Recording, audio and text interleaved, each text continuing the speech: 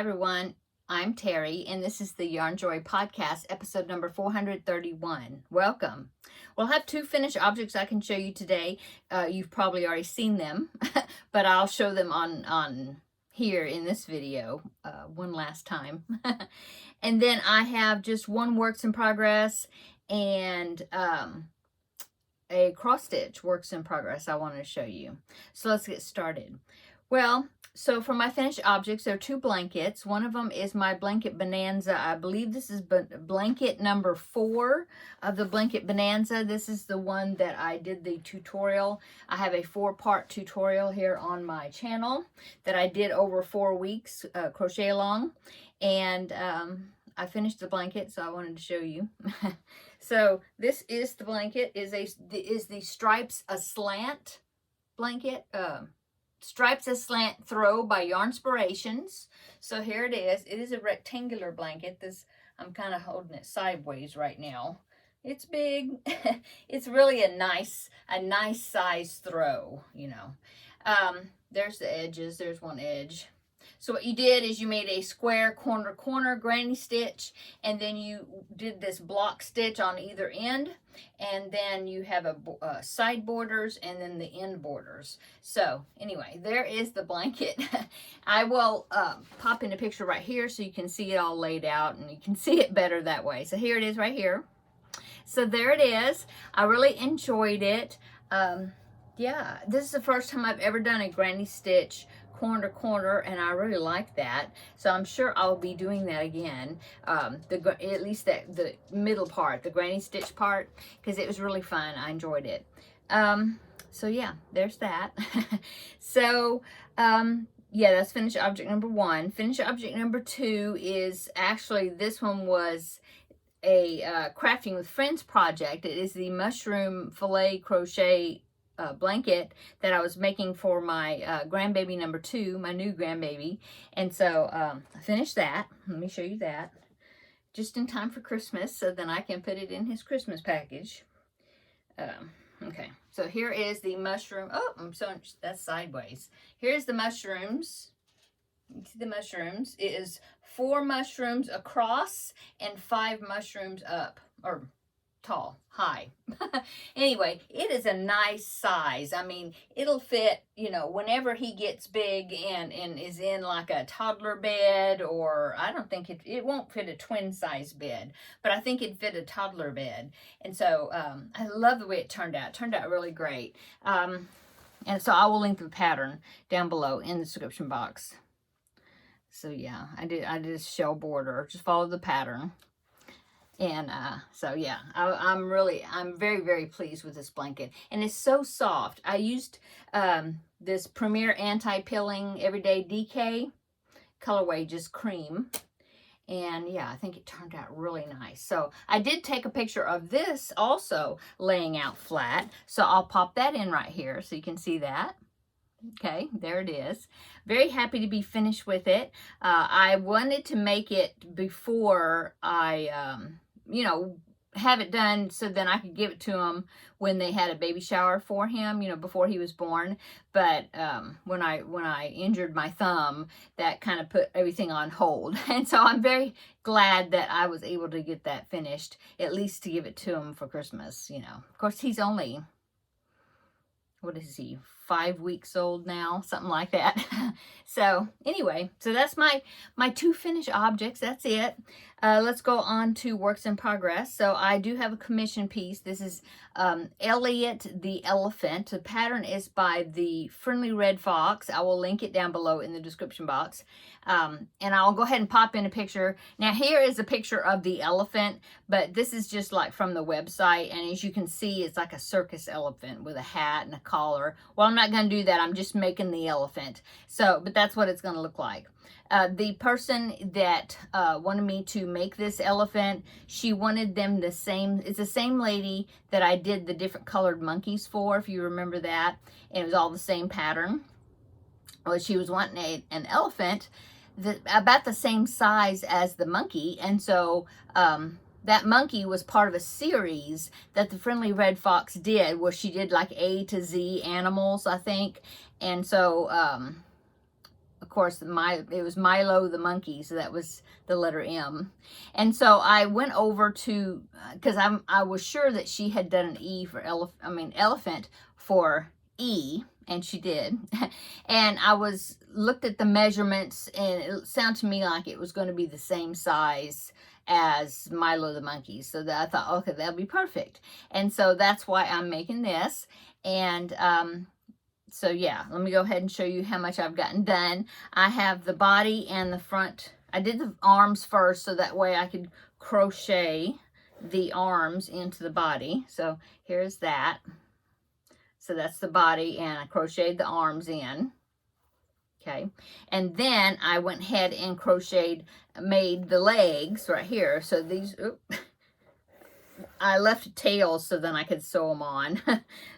There, they were underneath my book, the tails. So here are the back legs. You stuff them just until, I stuffed them about 3/4 of the way up, I guess. You leave this top part flat, so that way when he sits, he sits on that flat part, and he'll sit flat. Sit right. Anyway, did that the same way with the arms, so that way the arms would not be stuck out straight if they were stuffed all the way up. So I just stuffed them up so far, so that way the arms would go down.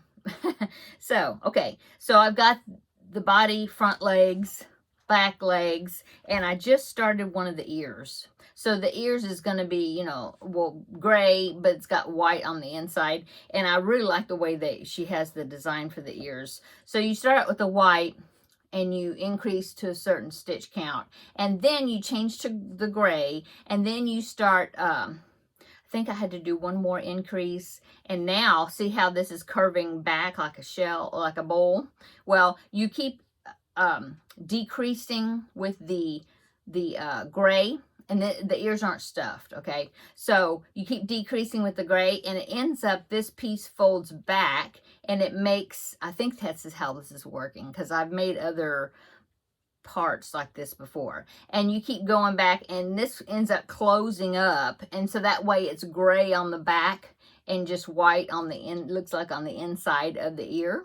Yeah, so I think that's how that's going to work. So I just started the first one, so I have to do the other ear after this one, and of course I haven't made his head yet. And I had mentioned before that I'm going to put a pipe cleaner inside of his trunk, so that way it'll give it a little support, because I don't think she stuffed the trunk. I think she said that she didn't stuff the trunk, and I decided that I'm going to stuff it lightly probably, but I'm going to put the pipe cleaner in there, so that way they can, kind of pose the trunk a little bit. So anyway, that's what I got to do. The head, the ears, and it probably has some sort of a tail, as far as I know. Anyway, so it's coming along. So I really need to get that taken care of. Maybe I can get him finished up this weekend, hopefully. Okay, so that's all my crochet as far as the whips, works of progress. That's it, except for my Finish It Friday project, which you will see tomorrow. And my Finish It Friday, I've been really working on that, because I've got a lot done on it. And you know how you get toward the end of a project, and you just want to finish it. You just want to finish it and just keep going, And so, it won't be totally finished, I'm sure, by tomorrow. But when I show it tomorrow, it'll be almost finished. And so, we'll talk about that project tomorrow. Okay, so I do have my Christmas cross stitch. Well, that's what I call it, Christmas cross stitch, because it is, I've shown you, I had to reach over here and get it. I got in this little container here. This is my cross stitch container, I guess it's for the time being. This is a kit. Let me find the paper. Is this right here? Now I'm going to change it just a little bit. So it's a stamped cross stitch. I got it from New Craft Day. They sent it to me and to review. And so I showed a video of it when I first got it. And so started working on this. I think it's so cool that it's the 12 days of Christmas. And like I said, the image is stamped on the canvas, so I don't have to worry about counting too much. It's not a counted cross stitch. And I'm really enjoying it. And I thought that for December, I would do the first square you know, partridge in a pear tree. So I'll do the first one. And then possibly then next year, every month, I'll do another square. So that way by November, because I'll already have the first one done. So November, I should have, you know, finished number 12. And then I could frame it and use it, you know, for my Christmas decor for next year. That's what I'm thinking. Okay, now, when I was working on this, I'll have to bring the picture up really close to you so you can see it. I noticed that there's some back stitching, you know, and which is great because, you know, really helps with the outlining of the pictures and stuff, so it'll stand out. Well, there's also some back stitching, like see that circle right there, and then there's circle there, and then there's like little red lines and different things, different places. Now, I like this one, which is the music staff, because it's 9 ladies dancing. So I want to put the music back there on there, you know. But these other things, like, see the round circles and things, I think it's supposed to be like postmarks. Like maybe they were stamps or something. And so these outlines, like look at this one right there. See that? Yeah. It looks like it's like a postmark type thing. And I don't think I want to put that on there, because now this is stamped cross stitch. So after I get the finish with doing the cross stitching, then you're supposed to soak it in water, and all the stamped part will come off of the canvas and just leaves your stitching. So I'm thinking that if I just don't do those, like see above that part, what it looks like a quail to me, but I guess it's supposed to be partridge in a pear tree, right? Partridge. Anyway, look above his head. See that green thing right there? It looks like a stamp and a postmark, right? So I'm not going to stitch that part. Okay? And so that way that will just wash out. And I think that's going to look a lot cooler. I think that's how I'm going to do it. Anyway, so I started working on that first square. Let me show you how much I've gotten done. I got it all wrapped up and on this frame. Oh, I'll have to move my. I see I'm using needle minders here too, because I'm working with several colors at one time. It's a process called parking. I don't know all these cross stitch terms, but I'm learning a few of them, and it really helps because you can just change colors from one to the other and then go back to the other. You know, if you've got like multiple colors in one area, and I really like the way that's working. Anyway. Let me show you. Okay, so that's what I've done. I've done all the shading right here, which is actually just half, like a diagonal stitch. It's half of an X, right? And so I've done that. I've done several of them. I'm kind of, see how it's got these little grids, the little light gray lines there? It's divided up into, there's numbers here. So it's like grids. And so I'm kind of going by like doing one square at a time. Yeah. And so I'm into, now this is actually the complete cross stitch X, you know, 2 stitches, the number 1 is. And so that's what I've gotten done so far. I'm really enjoying it. I really am. It's 14 count Aida, so it's not too terrible on my eyes. 18 count, when I was younger, I could do 18 count and it didn't bother my eyes. But now I'm getting to where I'm thinking, I don't think I want to do 18 count anymore. I couldn't imagine people doing, you know, finer work.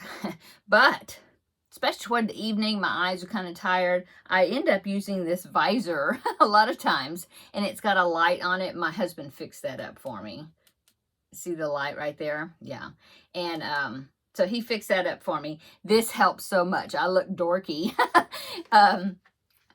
Use it with it on my head, you know, but it really is saving. It really helps a lot for me to see the stitches, especially that way I'm not like splitting the canvas. I think it's in the hole, but it's not in the hole, and stuff like that. But anyway, I just wanted to show you my progress, and I'm hoping that it will be, you know, I'll be able to keep up with it. I think so. Now I did notice though that there's some circles in here and there, and what it is, I was looking at the picture. So it's got this is like holly, I guess, and leaves and stuff. I don't know if you can see them. I'll have to like put it really close to the camera and you might be able to see. Let me get that. Let me fold it. like that. Okay. Yeah, see that? Okay. Hopefully it's going to focus. See the little red dots? That's like little holly berries. Okay, I guess that's what they are. The little red dots by the leaves. Anyway, those are French knots. And I'm horrible at French knots. Of course, I haven't done them enough probably to perfect them. I'm horrible at them. So I asked Amy, I said, would you be interested, my friend Amy, would you be interested, because she does a lot of embroidery and she's really good at it, making the berries, the French knots, and they're like, you know, just kind of scattered around, you know, and I figured, well, maybe I could take this like to the ladies craft thing, you know, like each month, and say, okay, could you make some French knots right here, like 10 or something, you know, and then we just go section by section. And she said, sure, she would love it. She said she says that she was one of those people that like to make French knots. And I said, oh, good. I said, because I'm one of those people that don't like to make French knots. So we balance each other out. She's such a sweet friend. I really appreciate you, Amy. She watches my videos and she doesn't crochet, but she watches them. You're so sweet. I appreciate you so much. Okay. So yeah, that's what I'm working on. And I really want to work on this, but I know I need to do other things too. So, but anyway, I wanted to show you my progress on it. So we'll see. I'll show it next week on number 432 episode. See how much I've done on it. Okay, that is it as far as things to show you for this, you know, for episode 431. Like I said, I've been working a lot on the Finish It Friday project. I'll show you that one tomorrow. Okay. I do want to share one picture though. Terri, who is another Terri, and she spells her name the same way I spell mine. That's cool. She emailed me and she did the Stripes of Slant blanket, and she did want to share a picture of her project and the colors that she used. And I said, thank you so much, Terri, for doing that. And so let me go ahead and pop in Terri's blanket right here. So there is her stripes aslant throw that she made. I think it turned out so great. You did a great job on it. And I'm so happy that you joined in on the crochet along, Terri. And I feel like I'm talking to myself, saying Terri. Thanks so much for following along with the crochet along. I hope you really enjoyed making the blanket. I did. I think it was a fun project. And it was a good use of some yarn, you know. Use up some yarn. Okay, so Terri does have a YouTube channel. Well, I think she still has it up. It's Terri Modest Crochet, and I will link her channel down below in the description box. I don't know if she's got any videos out. I haven't seen any videos recently that Terri has made, but I will link her channel down below in the description box. Okay, that is it that I was wanting to show you. My son is coming over in just a little bit on his way to school, and so I need to go in there. What time is it? I need to go in there and start cooking so then he can have a plate of food to take with him. He comes by here, he picks up a plate of food, takes it to class, and he takes it in his class and eats it. And everybody's guessing like, what did he bring today, you know? And so a lot of them, you know, like they wait until like they have like a 30-minute break. And a lot of them will go to like McDonald's, or, you know, because there's one like down the block, I think, from their school. But he always comes by here, picks up a plate of food and then takes it. And yeah, I know he's married and, you know, he don't need to do that anymore, or, you know, I guess some people think that, but I enjoy him coming in. At least I get to see him once a week, catch up with him, you know, for a little while. And his wife doesn't get home from work until after he has already got to get to school. So it worked out. And like I said, we get to visit with him a few minutes every week. So that's good. So anyway, I'm going to go in there. I'm making sausage bread. And real simple. It's just a package of turkey sausage that I brown. Turkey, you can use regular sausage if you're opposed to turkey sausage, but that just makes it a little bit healthier, I guess. Just brown it. You can brown it with some onions if you want to. And then I get one of those Pillsbury refrigerated, you know, pizza crust, the ones that you have to, it comes in a long tube, you have to unroll it, kind of stretch it out to a good size rectangle. Okay, I hit a package over here.